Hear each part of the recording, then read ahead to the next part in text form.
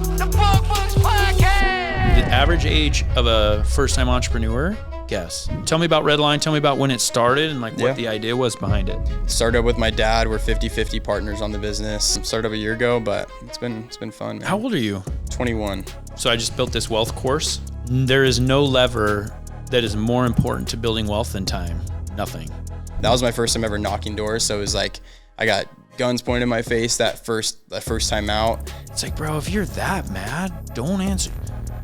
You don't have to answer the door. Yeah. So today, my guest is Davin Allan. He's the owner, founder of Redline Pest Control here in the Valley, here in Phoenix. Just has a really cool story. We're going to get into partnerships. We're going to talk about a few different things. So, hey everyone, welcome back to the Bug Bucks Podcast. I'm your host, Allan Draper. Thanks so much, as always, for being with us today. I think you're really going to enjoy this episode, so make sure you listen to the entire thing all the way through. And then do me a favor. If there's something about the episode that kind of impacted you or something that you learned, make sure that you share it with somebody. And also leave us a review. I need to know how we're doing. We need to keep those reviews fresh. So I say it a lot, but I actually need you to do it. Do it right now, actually. Push pause, leave us a review, and come back to this. So today, my guest is Davin Allan.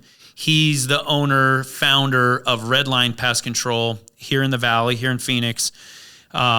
Just has a really cool story. We're going to get into partnerships. We're going to talk about a few different things. So welcome to the show, Davin. Glad to have you, brother. Thanks, Allan. I appreciate it. Thanks for having me on. So we kind of got this last minute, dude, honestly, so I just got done recording with Tyler and Travis from Nice. Okay. And what happened was, and I said this on the other episode, but I'd booked this studio. Yeah. And so we were kind of scrambling because I finished everything that I needed yesterday, got that done, but I'd booked 2 days. So I thought Jordan booked with somebody else. Yeah. And they're like, hey, Davin's here. And I was like, oh, dude, I didn't know it was going to be you. So it's awesome, man. Kind of pleasant surprise. For sure. I'm glad to be here. We met at Bug Bucks Con. Yep. That's the first time I remember meeting you. Yeah. I met a lot of people there for the first time. So for sure. And I know a lot more people, know them than I've met. Yeah. You know? Yeah. It's kind of weird how that works, but. Oh, yeah. That was one of the first, that's like the first time I met anyone in the industry, really, was that conference. Really? So that was the first time I stepped out, because that was only a couple months after we started up the business. So that was the first time meeting a lot of people. So it was awesome to be there. That was a cool event. Cool event. We have another one coming soon. Awesome. Details will be coming out in the next few months on that, probably. Okay. Do we know where it's at yet? We don't. So obviously there's been some changes with Bug Bucks recently over the last couple of months. We were planning on doing a Bug Bucks in September, so right around this time in Salt Lake. Got it. But that got canceled. But we're looking to try to knock something out in the next 6-8 months if we can make it happen. Cool. So location and dates and all those specifics, TBD. Got it. So, but that was a cool event, dude. We threw it together last minute, and dude, it was awesome. I mean, the team really did everything. Yeah. Especially Jana, Eric, those guys. And then Jake emceed it, did an awesome job. Cam speaking too was cool. Cam. Yeah. I think he was one of the more popular, because we did a post-conference survey. Okay. And he got a lot of praise and stuff, a lot of love from people. Yeah. And he's one of the main reasons why I got into the industry. Really? In the first place. So, I mean, I've lived in Gilbert my whole life, so I kind of grew up almost seeing his trucks everywhere. And I always thought they were cool. I'm into cars, and I'm into just cars. So I see the flat black trucks, and I'm like, dude, this is so sick. Oh, cool. So I mean that's not what fully got me into it, but it really jump started the idea of pest control. That's cool. Before man. I got into the industry. I mean, your truck looks really nice. Thank you, man. I appreciate it. Just and I remember seeing your truck before I ever met you or made the connection. Yeah. So it's awesome. It's nice, man. Thank you. Full wrap. Yeah, it's all fully wrapped. The flat, is it like a reddish color? It's satin red. But it's not like a bright red. It's it's in between a matte and a gloss finish. So it's called satin, but it's Yeah, it's not it's super bright in your face red, but it's just I don't know. I think it still stands out. Red's one of the most eye-catching colors. So. Oh, so that satin is. That's the finish. That's the finish on it. Okay, the satin is the finish. Yeah. It's been a few months now, but I bought my wife a Model X plaid. Okay. That's and sick, I did man. this, I think it was satin too, dude. Yeah. But it's like it's called Aurora something. So it looks white. So if it's cloudy, it looks like it's white. Yeah. Looks flat white. Okay. But as sun hits it, depending on the angle, it could be anything from bright pink to like a turquoise. That's sweet. And dude, I didn't know. This is how like dumb I can be sometimes. So the color is called Aurora. Yeah. But I don't know my colors, right? But I know that Aurora, I have a 7-year-old daughter. She's a princess and she wears a pink dress. But I didn't make that connection. And so I remember driving up and I saw it out there. And I'm like, dude, that's a lot pinker than I thought. And so I was like, dude, is this too much like for of a Barbie car? And I just paid like several grand to wrap it. Yeah. But my wife loved it, man. Oh yeah. No, it's sweet, man. She's like, no, this is perfect. And I told her, I'm like, I thought it was more turquoise than pink, but yeah. And you're in Arizona too? Yep. Okay. It's the heat. The heat gets to the wraps eventually. But it takes a couple of years, but yeah, so we'll mix it up. Yeah. That's a cool thing about having a wrap. Yeah. I could peel it off and it would be the base color, which is like a charcoal right now, but for sure. It's awesome. That's a cool car. Dude. So tell me about Redline. Tell me about when it started and like what the idea was behind it. So we started up really, it was like the end of August of 2024. So almost exactly a year ago. Started up with my dad. We're 50-50 partners on the business. 50-50, huh? Yeah. Okay. So started up a year ago, but it's been fun, man. How old are you? 21. Holy crap. Are you married? I'm not married. I have a girlfriend and it's going to be happening soon, but okay. But I started when I was 20. Yeah, 21 now, so. Dang. Yeah, a little bit younger than the average industry age, but. Oh, yeah, dude. Well, because, the ongoing joke is that nobody chooses pest control. Yeah. And what happens is we become door-to-door reps or technicians. Yeah. And we just stay in the industry. So. Yeah, until it's time to go by yourself. Yeah, so that's why you have a lot of older people starting. The average age of a first-time entrepreneur, guess. Not just pest control, but just generally guess. Maybe 40. Yeah, exactly. I'm surprised you hit it. It's somewhere in the 40s. Wow. So it's a little older than I thought. Yeah. I started Proof when I was 34. Awesome. But yeah, so you have time in terms of, so I just built this wealth course. Okay. There is no lever that is more important to building wealth than time. Nothing. And you have plenty of it. Yeah. No. So yeah. It's awesome. That's cool, dude. So did you go on a mission? I didn't know. Straight out of high school, I always just worked. I almost went on a mission. I grew up LDS, still am LDS, but my brother's on a mission right now. My younger brother, he's in Mongolia. Dang. So it's so sweet. So he's been out for, I might butcher this, but eight months or so. So he's loving it out there. So not quite halfway done? Yeah, but awesome. That's awesome, cool. And it's so cool. That's cool. So Redline, what was the concept? How did it, what was the original idea? Did your dad come to you? Did you go to him? Like what was it? You mentioned that you had seen the green mango trucks and that kind of sparked some interest, or what? Tell me about that. Yeah, so I've always wanted to start a business. So ever since I was like even a little kid, like I have projects from school that I still have that I look at that are me talking about wanting to be a business owner. And it was like when I was in like 7th grade, it was talking about owning a car detailing company. And this was before I don't know what put that into me, because I wasn't really surrounded by entrepreneurs in that way. Like my dad, he does digital marketing, sales. We'll get into that, I'm sure. But I haven't really been surrounded by the whole entrepreneurship thing. So I don't know what got me into it, but I have lots of projects in school from wanting to be a business owner. And then, so I've always had that in my mind. My dad being in sales, I also know that business ownership is pretty much all sales. So I've been around sales my whole life. Like as soon as I turned 16, I started doing sales at the car wash. So the car wash, it just taught me how to sign people up on memberships where they can come in monthly. And I was top salesman at the car wash for 2 years, and that was for Superstar Car Wash, just a pretty big one out here. And then meanwhile right when I graduated high school, I went and started knocking doors for solar. And I did that up north. So that was really random. I don't have any friends that are in door-to-door. I never even heard of anyone doing door-to-door before. And I had, my sister does hair for Habit Salon, a pretty big one out here, but it was one of her friends. It was one of her friends' boyfriends that was recruiting for solar at the time. And so the word kind of got around to me, and I was like, that sounds fun. I'd love to take a risk and try it. So I went up there, did it for... Where's this? Just for maybe a month or two. It was in Prescott, up north. In Prescott, yeah. So wasn't too far up, but did that for just a couple weekends. I'd go up for the weekend, knock some doors, and come back down. I did that for maybe a month or two. You were a setter, right? Just a setter. So in solar, and this is so different from pest control, but you have setters and closers. The setter's just doing that, trying to get an appointment with somebody. Some people do both. Yeah.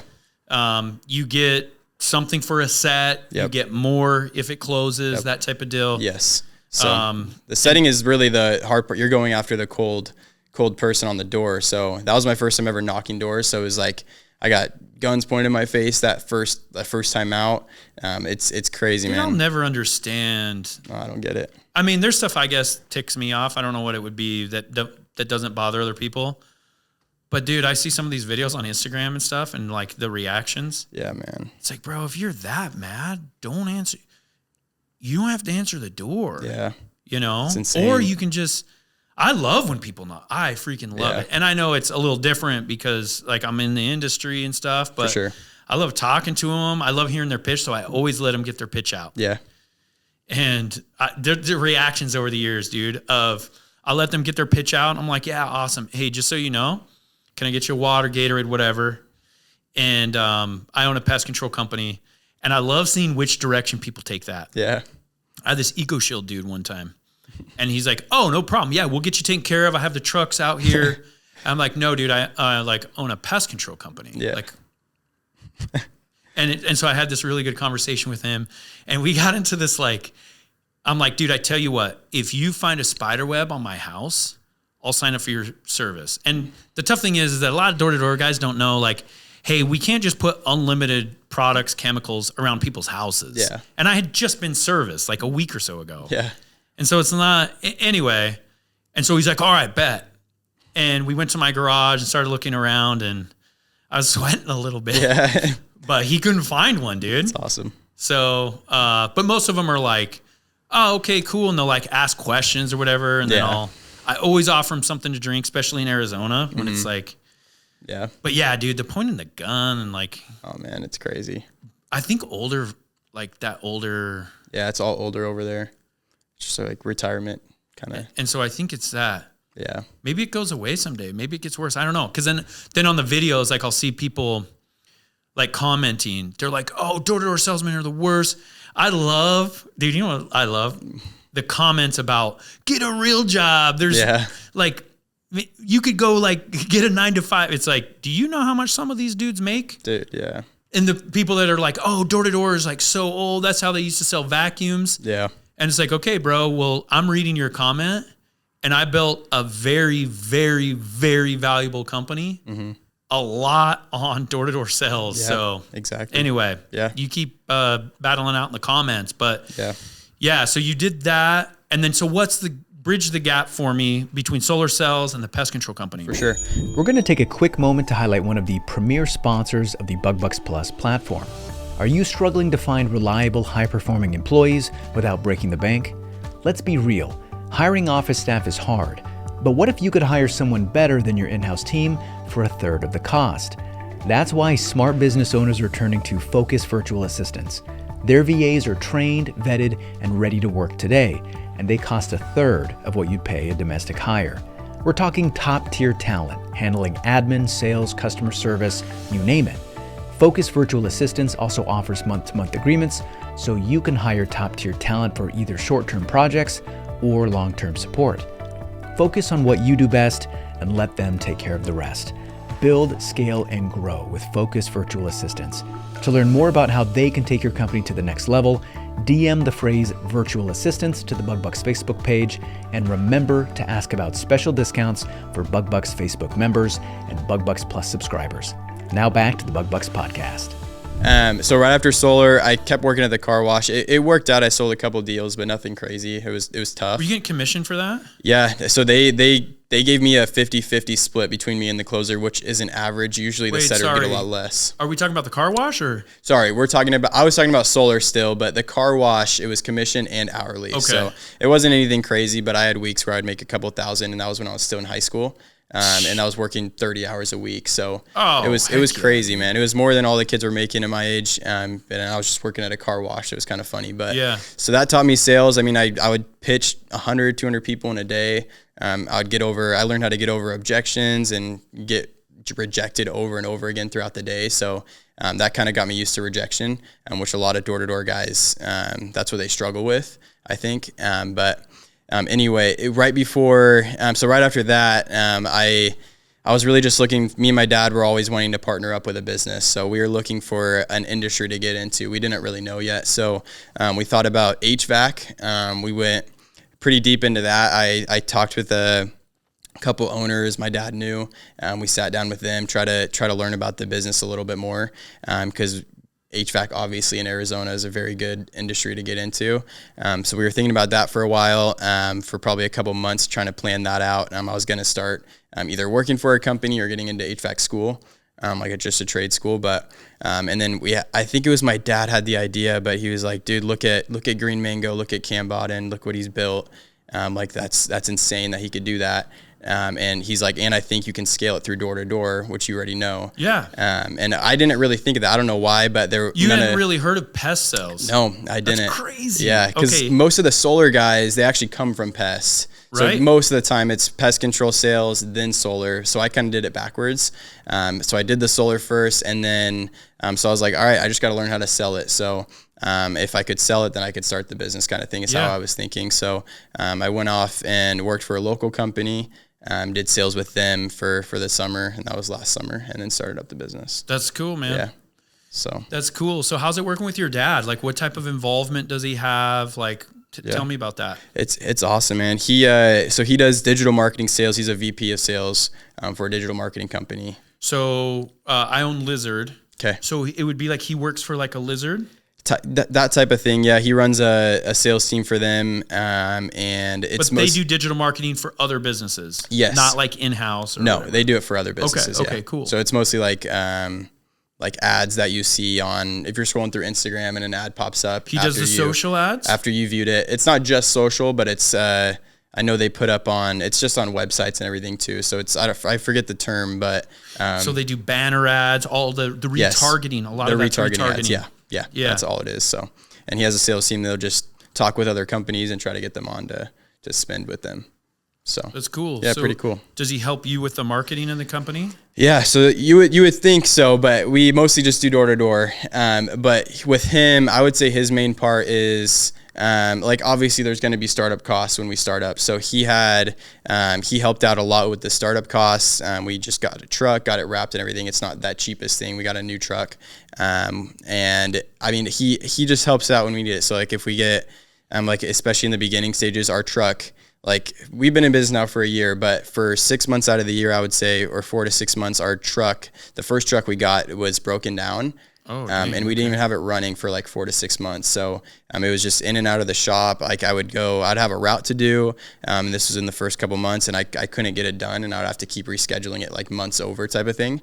And it was very difficult. That was like our first month in. I know I made a post on the BugBucks Facebook group. Of when I first started, we put on like 150 accounts within the first month. And it was a really good start. And then that's when our truck started having problems like a couple months after that. So what'd you do? How do you service those accounts? It was tough. I mean, I serviced it. I have pictures still. Obviously this isn't what you're supposed to do, but I had to service it. I had an Audi S5, I'm a car guy, but I had an Audi still at the time. I ended up selling it, but I was even doing services out of that. So it was crazy, man. What you gotta do, man. I have pictures of me just like walking up to the truck. I had just a backpack sprayer at the time. I mean, I obviously had the truck, but it was in the shop. So, how to get the sprays done through that way. Like it was crazy, man. But we got it back probably 4 to 6 months after that when it first started happening. And then since then, now we have a couple trucks running. So now it's what's funny is that like I spend an inordinate amount of time looking back. Yeah. And so like, it's cool that you got some pictures of you doing some services out of that S5. For sure. It's cool because when you're new in something, it's like, dude, am I ever going to freaking make it? Like, I can't wait till, for me and Proof early on, it was like, I can't wait till I get out of this beginning stage and like things are easier and we have more money, all these things, right? Yeah. Less problems. And now it's like, I quickly learned that phase and that feeling, that's when you're growing and getting better. That's when you're learning stuff. That's what it's like this. I feel kind of uncomfortable. I feel like I don't know what I'm doing. Yeah. And then I missed it so much that I started another company. Yeah. And then another one. Yeah. And then another one. So it's like, and with Proof, we first did it with new branches and new geos. Mm-hmm. So in Detroit, year 1, Boston, year 2.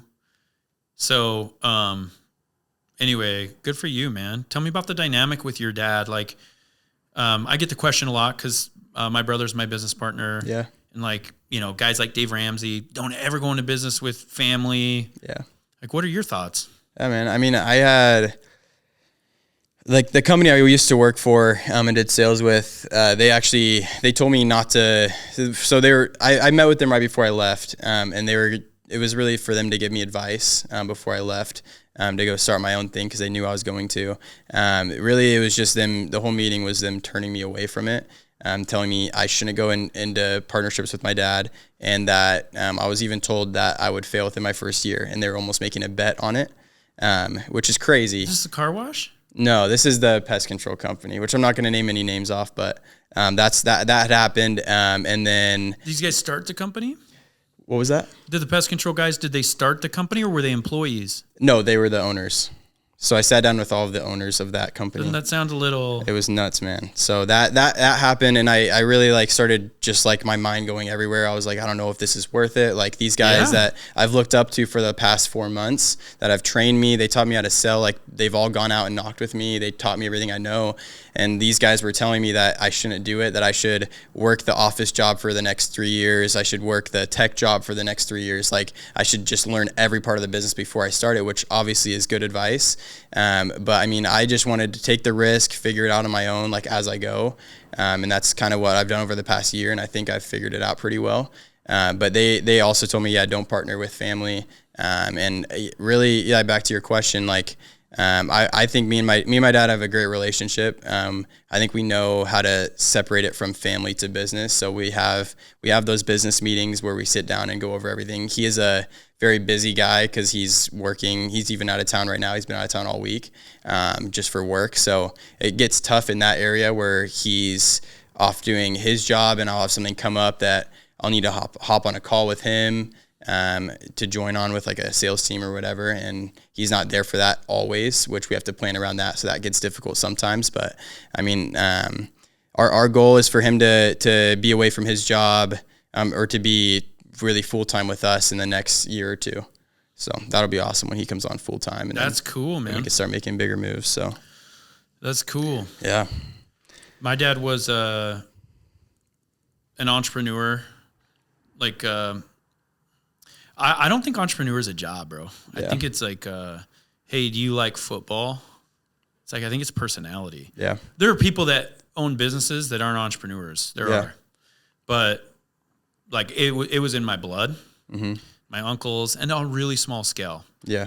One of my uncles had a lawn mowing business and he would do most of the lawns. Okay.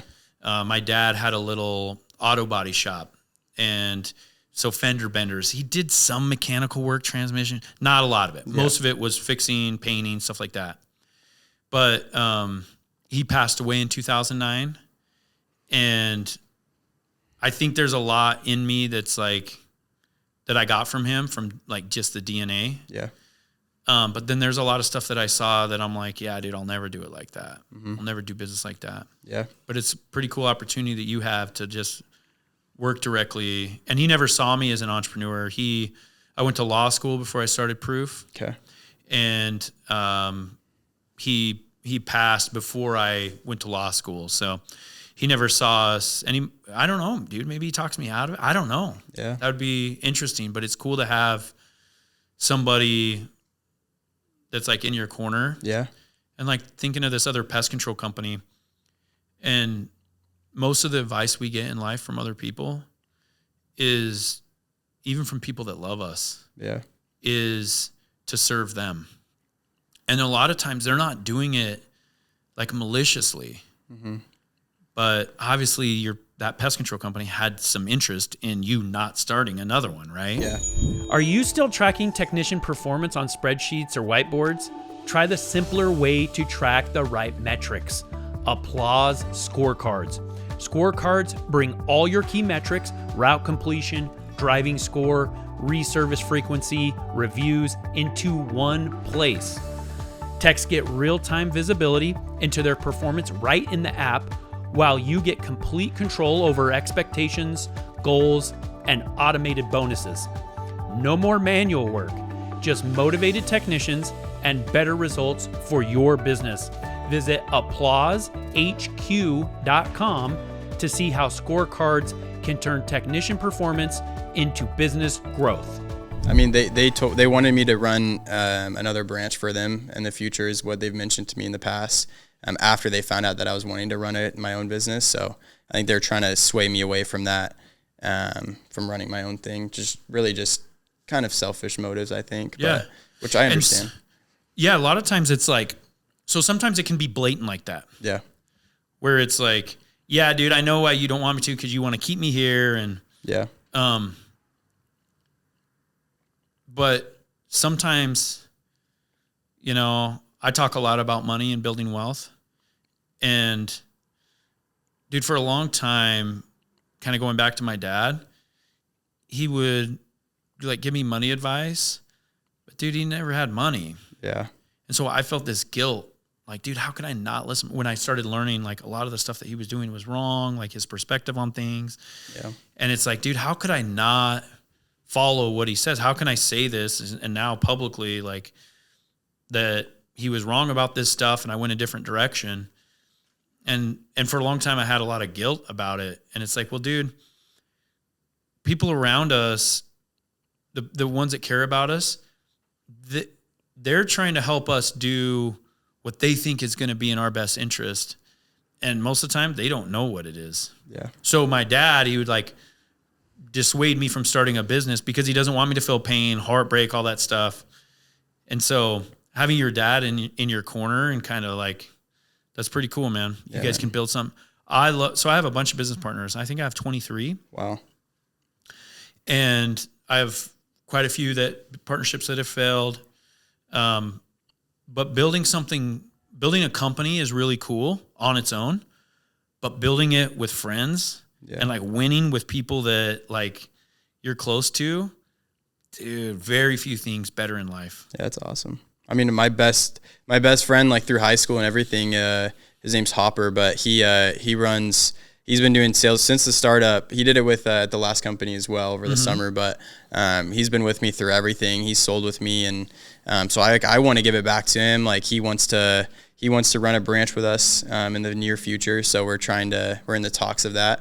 Obviously not quite ready yet, but in the talks. So it'll be awesome, man. He's really he motivates himself to. I mean, we only sold in Arizona, so he's actually out right now in Virginia Beach. Still knocking. Yeah, he's just knocking for some other company. Over the last like couple of weeks, he just went out there. It was like a little off-season run, but just to try out a different market, and he's killing it. So nice. Yeah, man, it's awesome. But I got friends, all of my friends, like the technician I was telling you about. His name's Bowden.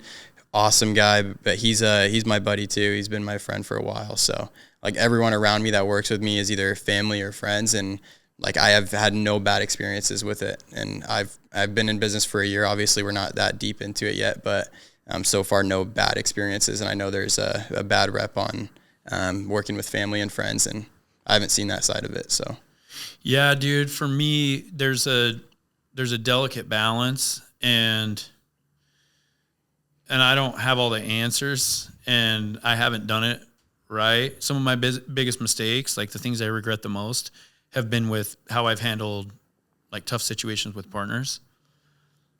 But your relationship changes, and you hope that it changes for the better. In a lot of ways it can, because you really get to know people. Yeah. You're like, really? That's what you think we should do? That's crazy. Like, I would never do that. And the other thing is, it gets tough because, I mean, you seem super chill, easygoing guy. I'm like more of I can be a little more aggressive. Yeah. But just making sure, and I don't do this all the time, but like, I don't even really know how to say it, but the relationship, because like, if I say something to my kids, last night, dude, so I coach a football team. Okay. And these kids are awesome, dude. So much fun. They're 10, 11 years old. Yeah. I was trying to teach them how they need to drop their hips before they do their cut so they can go into it and they can keep a lot of their speed and they can really get their center of gravity. Yeah. Didn't listen to me. I was scrolling through some videos yesterday, and a Justin Jefferson video popped up, and he was doing the exact same thing. And I love the way he said it, bro. He's like, you got to snap down. That's how he would say it. And I'm like, I'm going to start saying that. So that's not the word I used, but I was saying exactly what he was saying. Yeah. And so yesterday at practice, instead of me saying it, I was showing it to our best receivers. I was just showing them the video. Hey, do you know who Justin Jefferson? Oh, JJ. Oh, yeah, we love that guy. I'm like, watch. I'm like, does this look familiar? And they're like, yeah. And then all of a sudden they start doing it. Mm-hmm. It's like, dude, that's kind of funny because I had been saying this for a while. Yeah. And he probably had a better way of teaching it. But sometimes when it's our friends, it's like, you know, we take it with a grain of salt. And I get that. But those relationships, man, it's like you don't avoid talking about tough stuff. Yeah. That's how you ruin a relationship. And for me, it's like the number one thing I look for in a partner is, how does this person handle adversity? How are they when, you know, the rainbows and sunshine are gone and stuff starts to happen? Will they stick with it? So I'm like neutral on family and friends as business partners. Sure. Neutral. Yeah. I'm not against it, but I know that it has its unique challenges. So, but that's cool, man. Like that's, you know, I'm actually going to do, BugBucks Plus has some courses online, and I'm going to do a course. I'm going to record it right after this about, and I'm just going to spitball, bro. I haven't, like I said, we just kind of had this studio. Yeah. But I'm going to talk about, the different ways you can get money to build your pest control company. Okay. And one of those ways is from other people, friends and family. Yeah. And you can do it a couple of different ways. You can do it through you sell equity, or it can be a loan, or whatever. But no, that would be very helpful. Yeah, like so there's that aspect of involving family and friends where it can be, they can be silent partners. But dude, I'm interested to see that journey and like how it changes when your dad is able to dedicate. And I met your dad. He's a cool guy. Yeah. How old is he? He's probably not much. He might be my age. He's 46. I'm 45, bro. Yeah. My oldest is 13. So a lot of people think just because of the age of my kids that I'm younger than I am. Yeah. But I mean, dude, that's so cool. You don't look 45. I know. I get that a lot. Yeah. But it's cool. Like, I don't know. So my oldest is 13. And it's like, dude, like having a business with him someday would be kind of cool. Dude, I don't know. Yeah, it would be sick.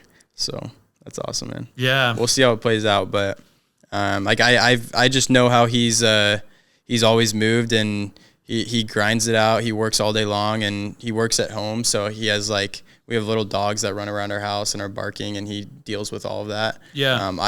I think I can deal with that too, but I need to be like out in the field. So I think that we kind of have our separate. You don't want your partner to have the same talents as you, I think too. So exactly, yeah. He has a different side of it that he kind of wants to take over. So I think when we start to get a little bit bigger and he comes on full time, he'll be more on like either acquisition side of things, or even just getting on other partnerships type of thing. So Yeah. to excel our growth. But That's cool, man. yeah, it's awesome. That's cool. We were just talking about, I was with Nice Pest Company. Yeah. With Tyler and Travis, recording just right before this. And we were talking about that. Yeah. We were talking about how we feel like we always want to be around people that agree with us, agree with everything we say, but there's really value in having a difference of opinion. Yeah. So you want to look for those complementary skills and stuff. So that's cool that and the cool thing about your dad being 46, obviously I'm the type of guy, well, because of my age, I'm like, oh, he's still kind of young, right? Yeah. But he has this other career in front of him, bro. Oh yeah. He can have this entire other career. He's got 20 years or whatever, depending on what he wants to do. No, yeah. You guys can build this into anything. That's cool, sure. man. And he'll have his I have two younger brothers, and they're kind of have the same mindset as me, especially because they see their older brother like trying to grow something and build something. So like my brother, it's on a mission. Obviously, I think he wants to go into law actually. Mm-hmm. So I think that's his plan, or doctor or something. Yeah. Which will be cool. He's into school and academics, so he likes that stuff. I'm not that type of person, and neither is my youngest brother, Vance, who's 16. Okay. But the 16-year-old, he's like, I was talking to him yesterday about starting a trash cleaning business. So, like where it's reoccurring and people pay $20 a month. Yeah, to you get just the trash swing can by like so the night the trash comes. Yeah, and man. Do it once a month or whatever. Yeah. So we're always spitting out ideas to each other, and he has definitely the same mindset as me. So my dad's he can't just do it with one kid. He's gonna have to do it all alone. He's gonna have to. He'll have all of these ventures ahead of him. But you guys will have Redline up and cooking, and then he'll just switch over to something else. Yeah, do something else. Yeah. That's cool, man. Yeah, it'll be fun. Well, dude, thanks for joining me, man. Of course. Thanks for having me on. About 30 minutes in, so that's where I like to keep them. But awesome. Tell me a little bit about, as we're wrapping up, like what's the future of Redline? What do you want to see it do? Yeah. I mean, we go back and forth. Like I'm always going back and forth between wanting a big exit in 5 years or wanting to create a brand that lasts 50 years. So I always go back and forth. So I don't really have that set in stone, but over like I would say like our 5-year plan is to have at least 5 other branches that open up and just excel our growth through door to door is our plan. So heck yeah, man. But, yeah. Well, thanks for joining me, especially on short notice. Best of luck. If you can't get a hold of your dad because he's traveling or whatever, and he's going to know a lot more than I do about some stuff, but give me a call, man. Cool. I'm happy to hash it out with you. Awesome. So thanks for coming, bro. Yeah, I appreciate it. All right, man. Thank you so much for listening to the Bug Bucks podcast. If you enjoyed today's episode, please show your support by subscribing and leaving us an honest 5-star rating and review on Apple Podcasts or wherever you listen to podcasts. Thank you, and we'll catch you on the next episode.